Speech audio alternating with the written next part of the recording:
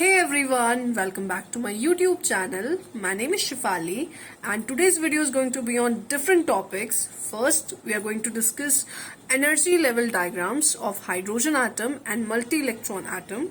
And further in the video, we are also going to discuss Aufbau's principle plus N plus L rule, which is a very important concept. You cannot afford to miss on that topic. Okay, so watch the video till the end, and also if you're new to the channel, make sure you hit the subscribe button. Okay, so chalo, let's start the topic. तो चलो we are going to discuss सबसे पहले हम बात करेंगे energy level diagrams की of hydrogen atom and multi electron atoms की. तो देखो एनर्जी लेवल डायग्राम्स, ये these are energy level diagrams. ये हाइड्रोजन या हाइड्रोजन लाइक पार्टिकल्स के लिए है और ये मल्टी इलेक्ट्रॉन्स के लिए. ठीक है, तो hydrogen and hydrogen like particles का क्या मतलब होता है? तो ऐसे एटम्स जिसमें एक इलेक्ट्रॉन होता है, जैसे कि लिथियम 2 पॉजिटिव है, हीलियम पॉजिटिव है, तो ये सब क्या है? These are multi electron, sorry these are hydrogen like particles. इसमें एक इलेक्ट्रॉन होता है. ठीक है, तो उसके लिए ये एनर्जी लेवल डायग्राम है. हम डिस्कस करेंगे इसको अभी. सबसे पहले बात करते हैं थोड़ा सा शेल की. देखो शेल जो है, शेल के अंदर होती है subshell. We know that shell के अंदर सबशेल होती है. आपने अगर मैंने शेप्स ऑफ मतलब शेल, सबशेल्स, ये shapes of atomic orbitals, quantum numbers, सारे इंपॉर्टेंट टॉपिक्स कवर करे हैं. वीडियोस बनाया है, सेपरेट लेक्चर्स लिए हैं, सेपरेट वीडियोस बनाए हुए हैं. अगर आपने वो वीडियोस नहीं देखे हैं, डू वॉच देम. अवेलेबल हैं वो चैनल में. आप जाइए और वो वीडियोस देखिए, आपका कॉन्सेप्ट और अच्छा क्लियर हो जाएगा. सो शेल के अंदर होते हैं सबशेल. फॉर एग्जाम्पल, अगर मैं n इज इक्वल टू 2 लिखूं, n मतलब है प्रिंसिपल क्वांटम नंबर. ओके, और n इज इक्वल टू 2 मतलब जो आपका इलेक्ट्रॉन है वो किधर है? सेकेंड शेल में है. प्रिंसिपल क्वांटम नंबर शेल की इंफॉर्मेशन देता है. तो n इज इक्वल टू 2 मतलब इसके अंदर जो सबशेल्स होंगी वो कितनी होंगी? 2 सबशेल होंगी. कौन कौन सी होती है? 2s and 2p, ये 2 सबशेल होती है. ठीक, सो जितना आपका प्रिंसिपल क्वांटम नंबर होता है उतनी ही आपकी क्या होती है? सबशेल्स होती है. ये जो सबशेल्स हैं, in the case of hydrogen atom, hydrogen या हाइड्रोजन लाइक पार्टिकल्स में जो आपके ये जो सबशेल्स होती हैं, इनकी जो एनर्जी होती है, ठीक है, वो सेम होती है. जैसे कि 2s और 2p, क्योंकि ये बिलोंग करते हैं एक ही शेल को. 2 है ना शेल, उसमें बिलोंग करते हैं, तो 2s और 2p इन दोनों की एनर्जी सेम होती है. लेकिन जो मल्टी इलेक्ट्रॉन्स होते हैं उसके केस में एनर्जी सेम नहीं होती. 2p की एनर्जी ज्यादा होती है एज कंपेयर टू 2s की एनर्जी कम होती है. कि क्यों होता है ये हम सब पढ़ेंगे अभी. सबसे पहले हम हाइड्रोजन या हाइड्रोजन लाइक पार्टिकल्स के लिए हमारा एनर्जी लेवल डायग्राम डिस्कस कर लेते हैं. सो देखो, जो हाइड्रोजन या हाइड्रोजन लाइक पार्टिकल्स होते हैं उसके लिए जो एनर्जी लेवल डायग्राम है बना रखा है मैंने. तो आप इसमें क्या करते हो? It's very easy concept. आप यहाँ पे सिर्फ प्रिंसिपल क्वांटम नंबर को कंसीडर करते हो. अगेन मैं बता रही हूँ आपको, अगर आपने क्वांटम नंबर वाली वीडियोस नहीं देखी हैं तो आप देख लीजिए. बहुत इंपॉर्टेंट कॉन्सेप्ट है. वहीं से आपको, अगर आपने वो वीडियो देखी है या फिर क्वांटम नंबर्स का कॉन्सेप्ट आपका अगर क्लियर है, तभी आपको वीडियो समझ में आएगी. सो जैसे जैसे प्रिंसिपल क्वांटम नंबर बढ़ता है वैसे वैसे एनर्जी बढ़ती है. 1s, 2s, 2p, 3s, 3p, 3d, 4s, 4p, 4d, 4f. ठीक है, these 1, these 2, 2, 3, 3, 3, 4, 4, 4, 4, these are what? ये क्या है? ये है आपके प्रिंसिपल क्वांटम नंबर्स, ये जो आगे से लगे हुए हैं.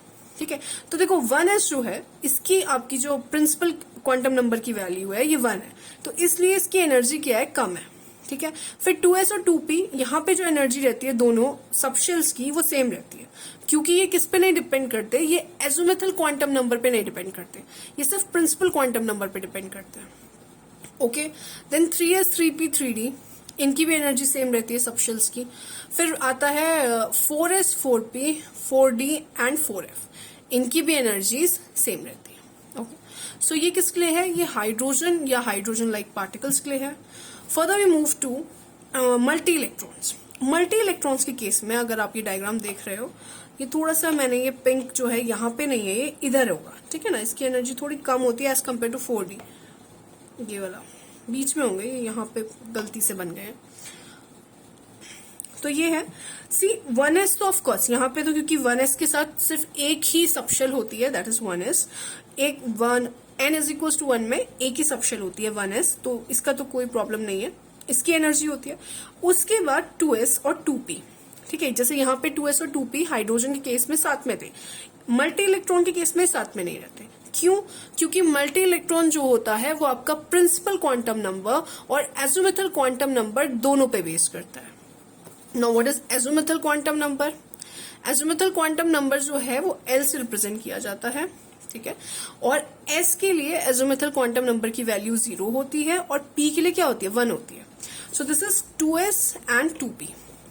आपके पास 2s है और 2p है, तो किसकी एनर्जी ज्यादा होगी? देखो प्रिंसिपल क्वांटम नंबर तो सेम है, S की वैल्यू 0 हो गई एजोमेथल क्वांटम नंबर की, और यहाँ पे P की 1 हो गई, तो 1 इज ग्रेटर देन 0। सो इसका मतलब 2s जो है उसकी एनर्जी कम होगी as compared to that of 2p। इसीलिए यहाँ पे 2p को ऊपर बनाया है, 2s को नीचे बनाया। ये दिखाया है कि 2p की एनर्जी ज्यादा है एज कम्पेयर टू 2s, ठीक है। Next we move to 3s, 3p and 3d। अगर आप देख रहे हो 3s, 3p और 3d, फिर देखो अगेन d की जो वैल्यू होती है, जो एजोमेथल क्वांटम नंबर होता है फॉर इनका प्रिंसिपल क्वांटम नंबर तो ठीक है 3 हो गया, ठीक है। 3s, 3p and 3d। s की वैल्यू l, मतलब जो l की वैल्यू आएगी यहाँ पे s के लिए 0 होती है, p के लिए 1 होती है, d के लिए 2 होती है। So of course 2 is greater than 1, 1 is greater than 0, तो इसका मतलब 3d की एनर्जी ज्यादा होगी एज कम्पेयर टू 3p और 3p की ज्यादा होगी एज कम्पेयर टू 3s। तो इसीलिए ये एनर्जी लेवल डायग्राम इस तरीके से बने हुए। अच्छा, एक और पॉइंट है यहाँ पे जो कुछ इंपॉर्टेंट है, अगर आप यहाँ पे नोटिस कर रहे हो तो 4s की जो एनर्जी है वो कम है देन 3d। 4s की एनर्जी कम है 3d से, तो यहाँ पे जो क्वांटम नंबर है, प्रिंसिपल क्वांटम नंबर है, वो तो 4 का ज्यादा है। यहाँ पे मैं आपको बना देती हूँ आपके लिए, देखो ये 4s की एनर्जी, ये दिस इज 4s, यहाँ पे है 3d आपका, ठीक है। d में आपके 5 ऑर्बिटल्स होती है, ये 3d है, और यहाँ पे आपका 4p रहेगा। 4p की एनर्जी ज्यादा होती है इन दोनों से, दीज आर 3 ऑर्बिटल्स, ठीक है। तो अगर हम देखें तो 4 जो है प्रिंसिपल क्वांटम नंबर तो यहाँ पे ज्यादा है as compared to that of 3, लेकिन फिर भी हम कह रहे हैं कि 3d की एनर्जी ज्यादा है देन 4s। तो ये वाला पॉइंट आप नोट करना कि जैसे जैसे प्रिंसिपल क्वांटम नंबर की वैल्यू इंक्रीज होती है, वैसे वैसे जो सबशेल होती है लोअर शेल वाली, ठीक है, लोअर शेल की जो सबशेल होती है उसकी एनर्जी ज्यादा हो जाती है, ठीक है। मैंने क्या बोला?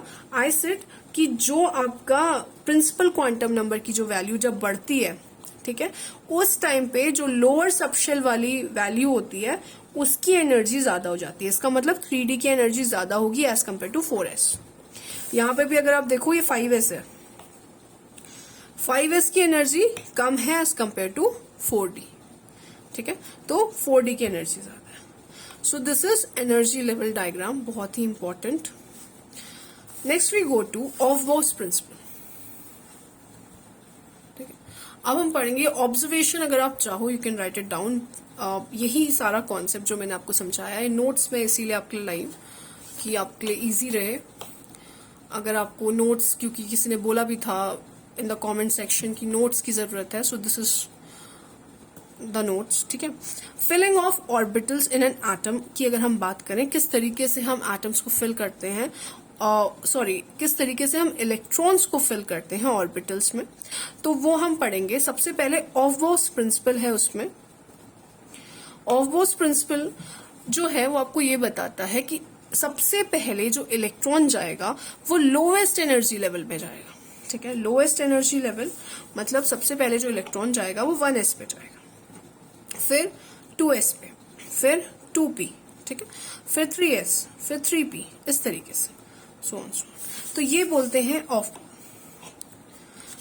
नेक्स्ट इज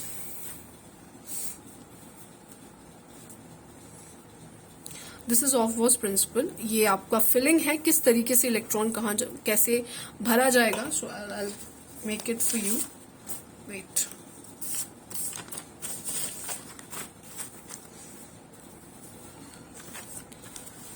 सो देखो, अगर आपको ये फिल कैसे करते हैं, आपको ये सीखना है तो इट्स वेरी इजी। सबसे आप 1s बनाओ, फिर 2s बनाओ, फिर 3s बनाओ, फिर 4s, 5s एंड 6s। 6 तक काफी है, 7, चलो 7 ले लेते हैं, 7s, ओके। फिर 1s, फिर देखो 1s में एक की आपको पता है एक ही सब शेल होती है, 2s के साथ 2p, ठीक है। फिर 3p, 4p, 5p, 6p and 7p, okay. Then will go with d, फिर 3d आती है, फिर 4d आ गई, 5d, 6d, ठीक। फिर f आता है, ठीक है, f ऑर्बिटल आती है फिर, तो 4f, 5f एंड काफी है, ठीक है। तो अब हम क्या करोगे, फिलिंग करोगे। सबसे पहले इलेक्ट्रॉन कहाँ जाएगा, सबसे पहले इलेक्ट्रॉन जाएगा 1s में, ठीक है। ये एरो दिखा रहा है कि इलेक्ट्रॉन यहां पहले जा रहा है, ठीक है। 1s में इलेक्ट्रॉन जाएगा, उसके बाद देन इलेक्ट्रॉन जाता है 2s में, सी 2s में जाएगा electron, electron will go to 2s। 2s के बाद इलेक्ट्रॉन कहाँ जाएगा, 2p में जाएगा, 2p में जाएगा। 2p के बाद 3s में जाएगा, 3s के बाद इलेक्ट्रॉन 3p में जाएगा, 3p के बाद 4s में जाएगा एंड 4s के बाद 3d में जाएगा, ठीक है।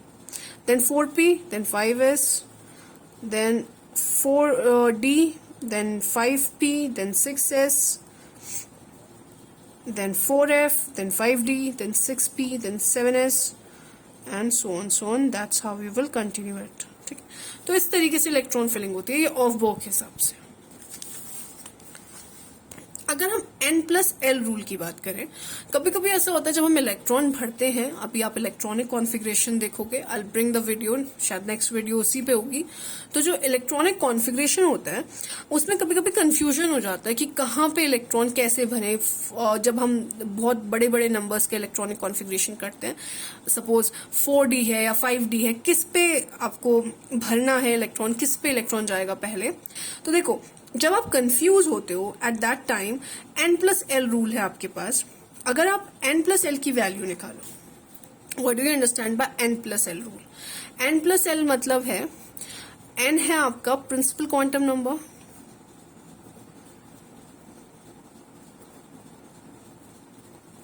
l है आपका एज़ोमुथल क्वांटम नंबर,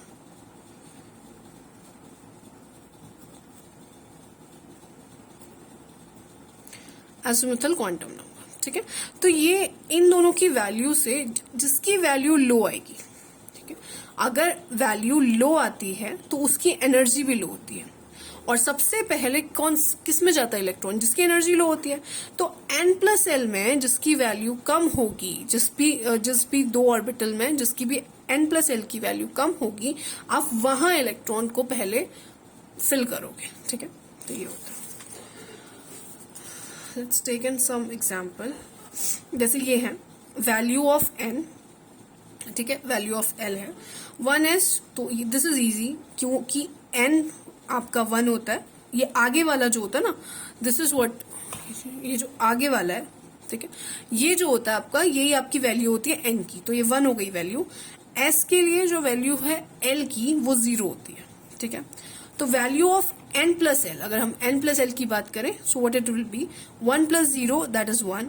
तो लोएस्ट एनर्जी हो गई, समझ में आ रहा है। सबसे पहले इसी में जाएगा इलेक्ट्रॉन 1s पे। Next we go to 2s। So देखो, ये आगे वाला मैंने बताया, ये होता है आपकी n की value, this will be 2। Value of l, this will be 0। So value of n+l 2 + 0 that is 2। ये हायर एनर्जी लेवल है, ठीक है।